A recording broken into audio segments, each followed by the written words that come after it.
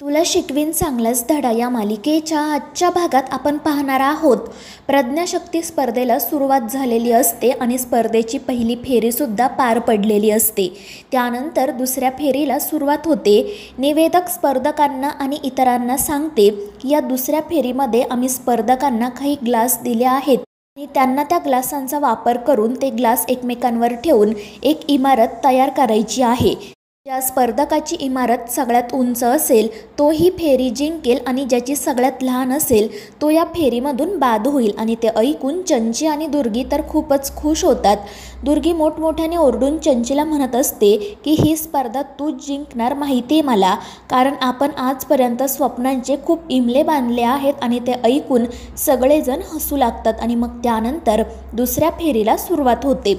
या फेरीमध्ये 4 जणी असतात आणि मग त्यानंतर त्यांना दिलेले ग्लास एकमेकांवर रचून इमारत बांधायला सुरुवात करतात. चंची काही ग्लास एकमेकांवर ठेवते, मात्र थोड्याच वेळामध्ये ते ग्लास खाली पडतात. त्यामुळे चंची नाराज होते. इतरही 2 स्पर्धक आपापल्या परीने प्रयत्न करत असतात. अक्षरा मात्र शांतपणे आणि कॉन्सन्ट्रेटने ते ग्लास एकमेकांवर ठेवत असते आणि ती इमारत तयार करत असते. आणि मग त्यानंतर फक्त शेवटचे 5 सेकंद उरतात. अक्षराची इमारत सगळ्यात उंच झालेली असते. चंचीची आणि तिच्या शेजारी असणाऱ्या स्पर्धकाची मात्र सेमच असते आणि त्यामुळे चंची फुंकर घालून त्या स्पर्धकाचे ग्लास खाली पाडते आणि त्यामुळे ती मुलगी नाराज होते. मग त्यानंतर दिलेला वेळ संपतो. ती निवेदक सगळ्यांचे ग्लास मोजते. चंचीने आणि दुसऱ्या एका स्पर्धकाने 5 मजली इमारत बांधलेली असते, तर त्या तिसऱ्या स्पर्धकाचं फक्त एकच ग्लास टेबलवर असतं. अक्षराने मात्र 10 ग्लास एकमेकांवर उभे केलेले असतात आणि मग तीच ही फेरी जिंकते. त्यामुळे सगळेजण खूपच खुश होतात. दुसरीकडे अधिपती शिवानीच्याच फोनची वाट बघत असतो आणि मग त्यानंतर शिवानी कॉल करते. अधिपती तिला विचारतो की वहिनी स्पर्धा सुरू झाली का आणि आमच्या मास्तरीणबाईंचं काय झालं. त्यावर शिवानी त्याला सांगते की भाऊजी स्पर्धा कधीच सुरू झाली आणि 2 फेऱ्यासुद्धा झाल्या. तर अधिपती विचारत असतो पण मास्तरीणबाईंचं झालं काय. आणि त्यावर शिवानी सांगते की आमच्या वहिनी 2ही फेऱ्या जिंकल्या. आणि ते ऐकून अधिपती खूपच खुश होतो. त्याचा आनंद गगनात मावेनासा होतो. त्यानंतर मग तिसऱ्या फेरीला सुरुवात होते. निवेदक स्पर्धकांना सांगते की या फेरीमध्ये तुम्हाला काही म्हणी पूर्ण करायच्या आहेत. त्यामुळे सगळ्यांनाच आश्चर्य वाटतं. तर निवेदक त्या सगळ्यांना सांगते की आम्ही तुम्हाला एक फळा आणि पेन दिला आहे आणि त्या फळ्यावर 4 म्हणी लिहिलेल्या आहेत, मात्र त्या म्हणी पूर्ण नाहीत, तर त्यांची काही अक्षरच लिहिलेली आहेत. आणि मग तुम्हाला त्या म्हणी ओळखून त्यांच्या रिकाम्या जागा भरायच्या आहेत. आणि ते ऐकून चंची तर खूपच खुश होते. आणि मग त्यानंतर स्पर्धेला सुरुवात होते. फळ्यावर 4 म्हणी लिहिलेल्या असतात. प्रत्येकीच्या म्हणी सारख्याच असतात. आणि मग त्यानंतर 3घी जणी त्या म्हणींमधील रिकाम्या जागा भरतात. आणि मग वेळ संपल्यानंतर ती निवेदक पटकन 3घींच्या हातून पेन घेते आणि मग त्यानंतर त्या 3घी जणी फळा प्रेक्षकांकडे आणि परीक्षकांकडे वळवते. आणि मग त्यानंतर ते सगळेजण या 3घींनी लिहिलेल्या म्हणी बघत असतात. चंचीने एका म्हणीमध्ये काहीही शब्द लिहिलेले असतात आणि त्यामुळे सगळे तिच्यावर हसू लागतात.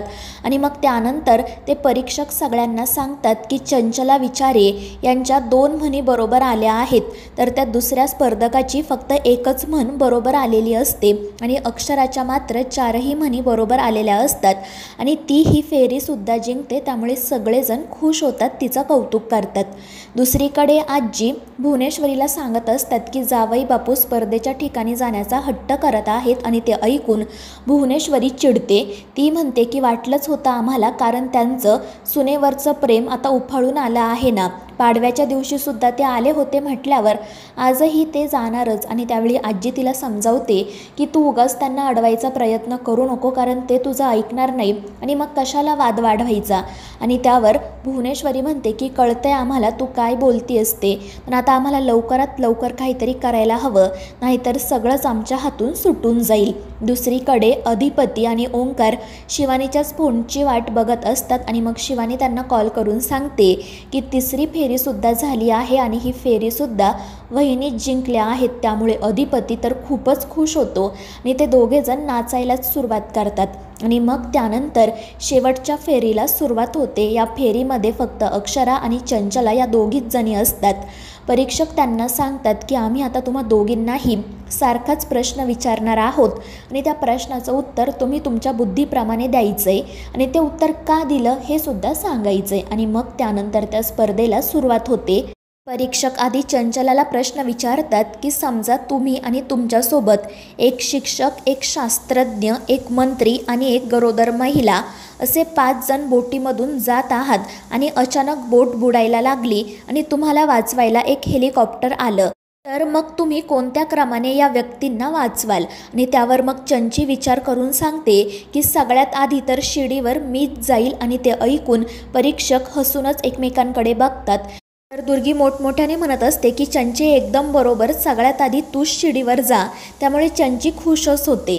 पुढे ती म्हणते की सगळ्यात आधी तर मी जाईल, त्यानंतर मंत्री, त्यानंतर गरोदर महिला, मग शास्त्रज्ञ आणि सगळ्यात शेवटी शिक्षक आणि मग ती हसतच अक्षराकडे बघते। तर ते परीक्षक चंचलाला विचारतात की तुम्ही सगळ्यात आधी स्वतःला का पाठवलंत? आणि त्यावर चंची म्हणते की बोट बुडाली तर मग मी तुमच्या प्रश्नाचं उत्तर कसं देणार ना, त्यामुळे मग मी सगळ्यात आधी स्वतःचा नंबर लावला। तर ते परीक्षक विचारतात आणि तुम्ही शिक्षकाला सगळ्यात शेवटी का ठेवलंत? त्यावर चंचला म्हणते कारण शिक्षकाचा या समाजाला थोडी ना काही उपयोग असतो। जर शिक्षक बुडाला तरीही कोणाचं काही अडणार नाही, कारण जे ते आपलं शिक्षण घेऊ शकतं। आणि ते ऐकून अक्षरा रागातच तिच्याकडे बघते। तर चंचला म्हणत असते की तसंही माझं शिक्षकावर खूप प्रेम आहे, त्यामुळे सगळे हसू लागतात। त्यानंतर मग परीक्षक तोच प्रश्न अक्षराला विचारतात आणि अक्षरा विचार करून सांगते सगळ्यात आधी तर मी गरोदर महिलेला वाचवेल, त्यानंतर शिक्षक, शास्त्रज्ञ, मंत्री आणि सगळ्यात शेवटी मी। आणि तिचं ते उत्तर ऐकून सगळेजण खुश होत टाळ्या वाजवतात। तर परीक्षक तिला विचारतात की सगळ्यात आधी तुम्ही गरोदर महिलेला का वाचवाल? त्यावर मग अक्षरा सांगते कारण त्या महिलेचा जीव वाचवला तर एक नाही तर 2 जीव वाचवतील आणि मग त्यानंतर मी शिक्षकाला वाचवेल, कारण त्या गरोदर महिलेच्या पोटात जे बाळ वाढतंय त्याला घडवण्याचं काम फक्त शिक्षकच करू शकतो। तर ते परीक्षक विचारतात पण मग शास्त्रज्ञ का नाही? कारण शास्त्रज्ञ तर विविध शोध लावतात, ते सुद्धा महत्त्वाचे आहेत ना? त्यावर अक्षरा म्हणते हो, पण एक शास्त्रज्ञ शिक्षक घडवू शकत नाही, मात्र एक शिक्षक शास्त्रज्ञ घडवू शकतो। आणि मग त्यानंतर मी मंत्र्यांचा जीव वाचवेल, कारण आपण राजकारण्यांना वाईटच समजतो, मात्र काही राजकारणी, काही मंत्री चांगले सुद्धा असतात। जर त्यांचं धोरण चांगलं असेल तर त्याचा समाजावर खूप छान परिणाम होतो, ते त्यांचं धोरण तळागाळापर्यंत पोहोचवू शकतात आणि त्यामुळे मी त्यांना माझ्या आधी ठेवलं आणि मग सगळ्यात शेवटी मी राहिले। त्यावर ते परीक्षक विचारतात पण तुम्ही सगळ्यात शेवटी तुम्हाला का ठेवलं? त्यावर अक्षरा म्हणते कारण मला क्रम लावायचा होता ना, त्यामुळे मी सगळ्यात शेवटी थांबले। आणि ते ऐकून ते परीक्षक खूपच खुश होतात, सगळेजण टाळ्या वाजवून अक्षराचं कौतुक करतात आणि मग त्यानंतर ती निवेदक स्पर्धेतील 5ही स्पर्धकांना स्टेजवर बोलावते। तर चंची हसतच अक्षराला म्हणत असते की तू काही काळजी करू नको, काही झालं तरी शेवटी ट्रॉफी आपल्याच घरात येणार आहे आणि स्पर्धा तर मीच जिंकणार आहे, पण तू वाईट वाटून घेऊ नको, कधी कधी मी माझी ट्रॉफी तुझ्या खोलीत सुद्धा ठेवायला देईल। मात्र त्यावर अक्षरा काहीच उत्तर देत नाही, ती फक्त हसतच चंचीकडे बघत असते। तर मित्रांनो, या मालिकेच्या पुढील भागांच्या अपडेट्ससाठी आपल्या चॅनेलला सबस्क्राईब करा।